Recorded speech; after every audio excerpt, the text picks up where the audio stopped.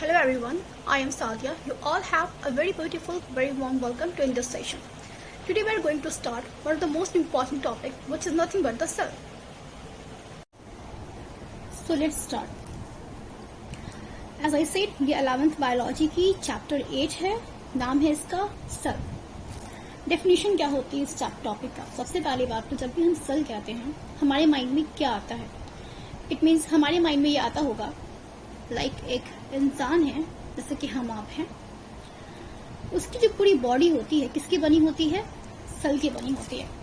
इस बात को हम बिलीव कैसे करें? तो हमने पता है क्या बोला? हमने कहा एक एग्जाम्पल लिया. हमने ये मान लो ये आप हो, ठीक है? तो हमने क्या देखा कि हमने पूछा कि आप किससे बने हो, तो आपने क्या बोला? मैं सेल का बना हूं. इस बात को मैं मानूं कैसे?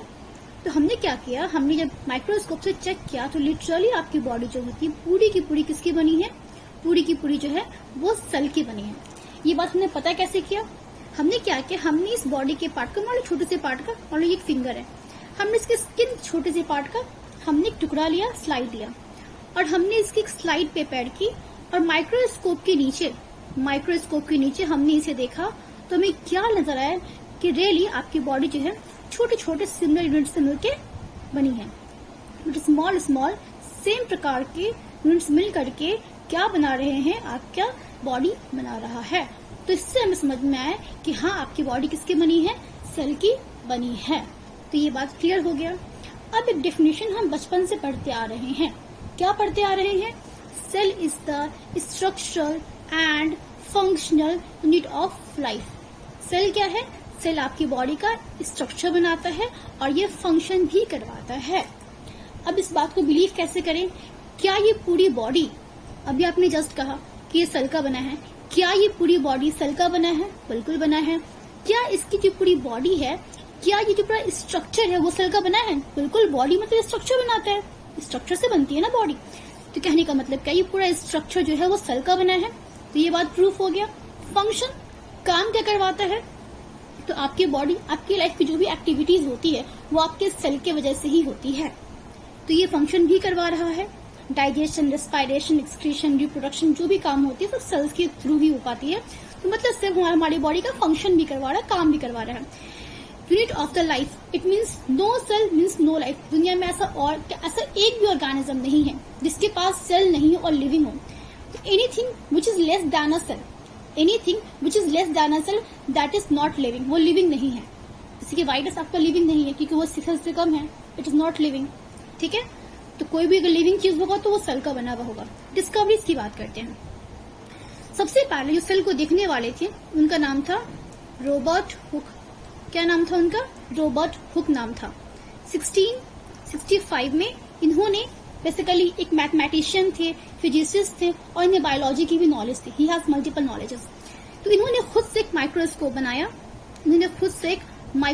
बनाया, और ये माइक्रोस्कोप को उन्होंने चेक किया. चेक करने के लिए हिट का स्लाइड, उन्होंने एक लकड़ी का छोटा सा टुकड़ा लिया और उसको देखा माइक्रोस्कोप के नीचे जो उनका सेल्फ मेड माइक्रोस्कोप था. तो क्या देखा कि बहुत सारे ऐसे स्मॉल कंपार्टमेंट से एक स्ट्रक्चर जो है वो बार बार जो है वो रिपीट हो रही है.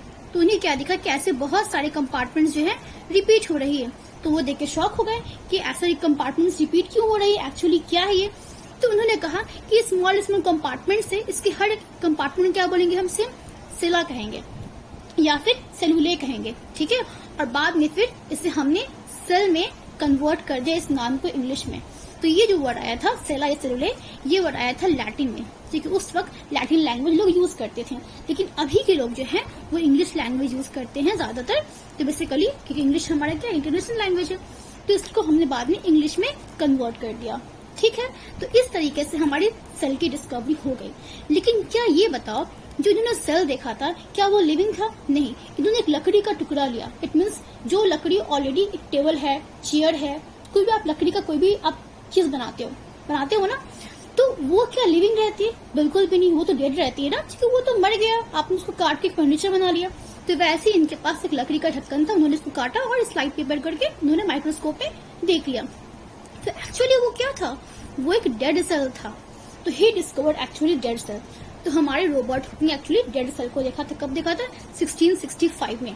अच्छा, ये सब बात उन्होंने कहाँ मेंशन करी, ये सब बात हमें पता कैसे चला? क्योंकि उन्होंने खुद से एक बुक दिया था, खुद से एक बुक पब्लिश करा था। उस बुक का नाम क्या था? माइक्रोग्राफिया। क्या नाम था इस बुक का? माइक्रोग्राफिया उस बुक का नाम था, जहां पे हमें ये सब बात पता चली। इसके ठीक बाद, रॉबर्ट हुक के ठीक बाद हमारे नेक्स्ट साइंटिस्ट कौन आए थे? हमारे आए थे एंटोन वॉन ल्यूवेनहुक। तो कौन आए थे? हमारे एंटोन वॉन ल्यूवेनहुक आए थे। तो बेसिकली एंटोन वॉन ल्यूवेनहुक कौन थे? हमारे एंटोन वॉन ल्यूवेनहुक कौन थे? ये हमारे तो फर्स्ट टाइम जो सेल की डिस्कवरी किए थे वो हमारे रॉबर्ट हुक थे। इसके बाद से Anton von Leeuwenhoek, he was not a scientist, पर इन्हें साइंस की बहुत अच्छी इंटरेस्ट थी और इन्हें काफी अच्छी प्रैक्टिस की वजह से नॉलेज भी हो गई थी। क्या था?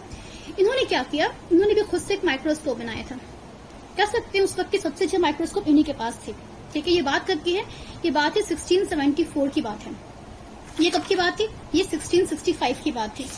ओके, जब इन्होंने माइक्रोस्कोप बनाया, इस माइक्रोस्कोप को उन्होंने क्या किया? चेक करने के लिए बहुत चीजों को देखा। क्या देखा?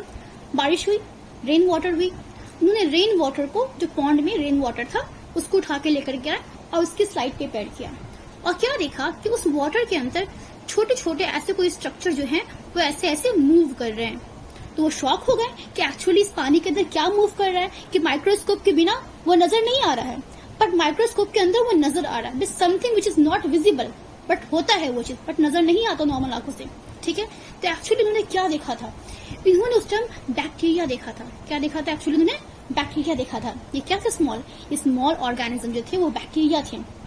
लेकिन उस वक्त इन्हें बैक्टीरिया के नाम से नहीं जानते थे। उस वक्त इसे हम क्या बोलते थे? उस वक्त इसे हम बोलते थे wild animal Kiul. Wild animal Kiul.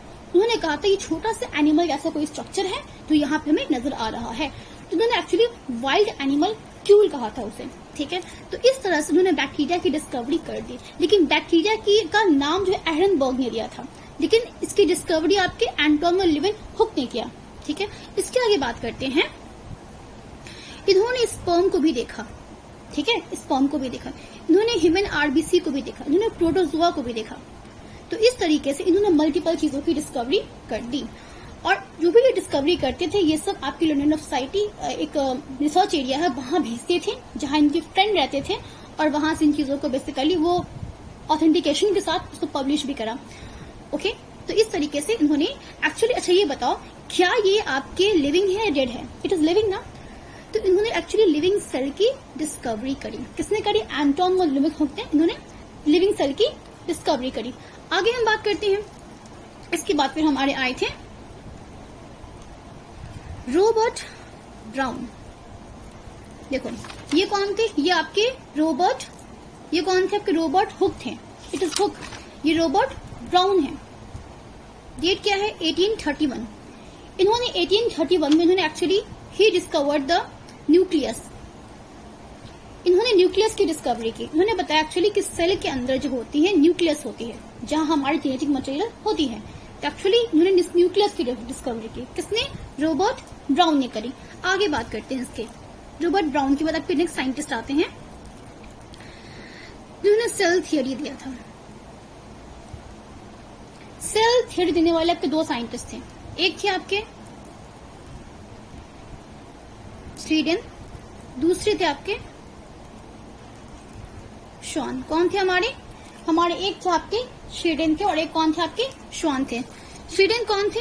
ये बेसिकली आपके बॉटनिस्ट थे। कौन से बॉटनिस्ट थे? ये आपके जर्मन के थे, तो जर्मन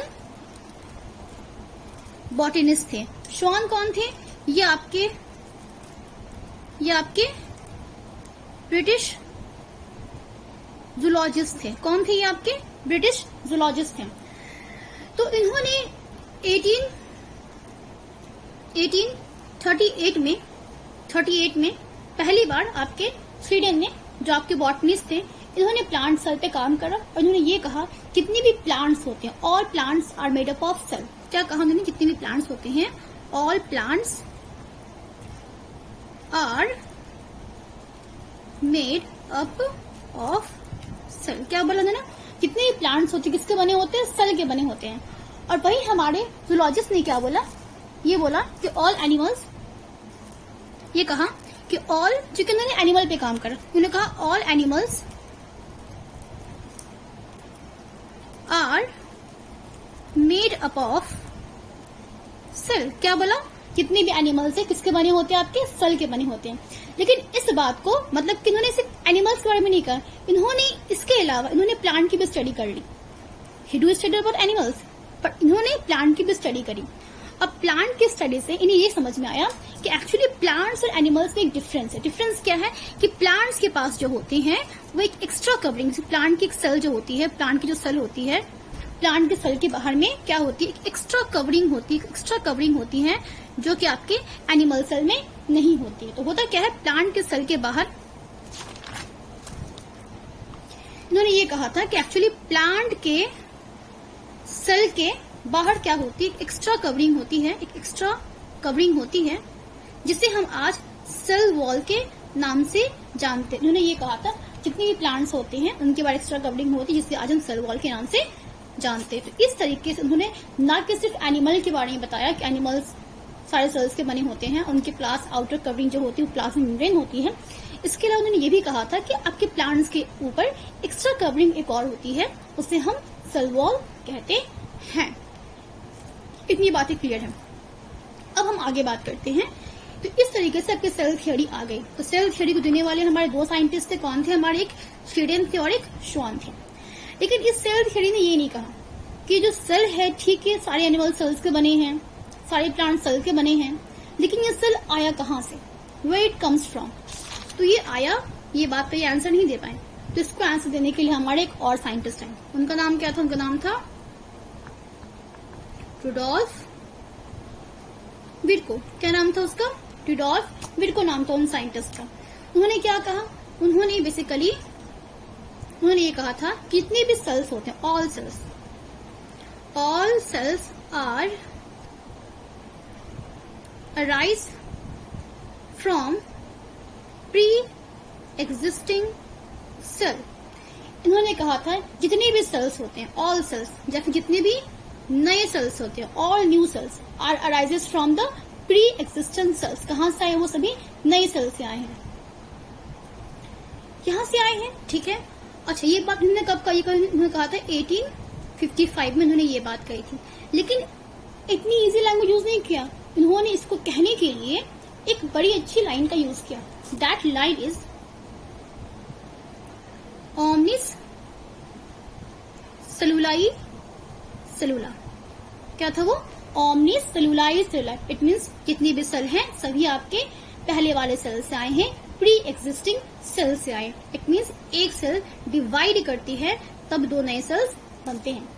ये थ्योरी देने से पहले लोगों का ये मानना था कि आपकी जो सेल होती है वो नॉन लिविंग चीजों से आती है। इट मीन्स उस वक्त हमारी एबायोजेनेसिस थ्योरी जो थी वो बहुत पॉपुलर थी। इट मीन्स कहने का मतलब है जितनी भी सेल्स आए हैं वो नॉन लिविंग, जैसे कि वो मड से नए सेल्स बन गए हैं, मड से नए ऑर्गेनिज्म बन गए हैं। तो लोगों की बहुत सारी मिथ थी, बड़े बड़े साइंटिस्ट इस बात को सपोर्ट करते थे। इन्होंने इस बात को ये कहा कि नहीं सभी लिविंग सेल्स से ही आते हैं, ठीक है।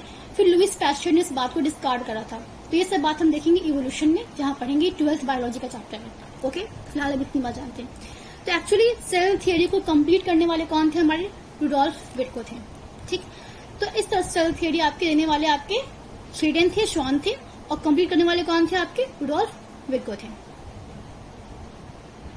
Let's talk about their exception. इसकी हम एक्सेप्शन की बात करते हैं, एक्सेप्शन की बात करते हैं। इट्स ऑल्सो कॉल्ड जनरलाइजेशन, ठीक है। तो सेल थियरी के एक्सेप्शन को हम सेल थियरी जनरलाइजेशन भी बोल सकते हैं। इसके एक्सेप्शन क्या है, देखो, virus it is not living, ये नॉन लिविंग है अंटिल ये हमारी बॉडी में जैसे आती है तो ये it behave as a living, क्योंकि ये हमारे बॉडी के मेटाबॉलिज्म को, मीन्स हमारे बॉडी के मशीनरी को यूज करके बिल्कुल लिविंग की तरह बिहेव करते हैं, डिजीज कॉज करती है। तो वायरस हो गया। एक आता है वायरॉइड, इसकी ही जेनेटिक मटेरियल को वायरड कहते हैं। फिर आता है प्रियॉन, इसके फोल्डिंग को बोलते हैं, प्रोटीन की जो फोल्डिंग होती है प्रियॉन से बोलते हैं। बेसिकली वायराइड, प्रियॉन्स, ये सब आपके सेल की पार्ट नहीं है, it is not cell, but until ये लिविंग की तरह बिहेव करते हैं हमारे बॉडी में, बट बाहर में ये नॉन लिविंग की तरह रहते हैं, ओके।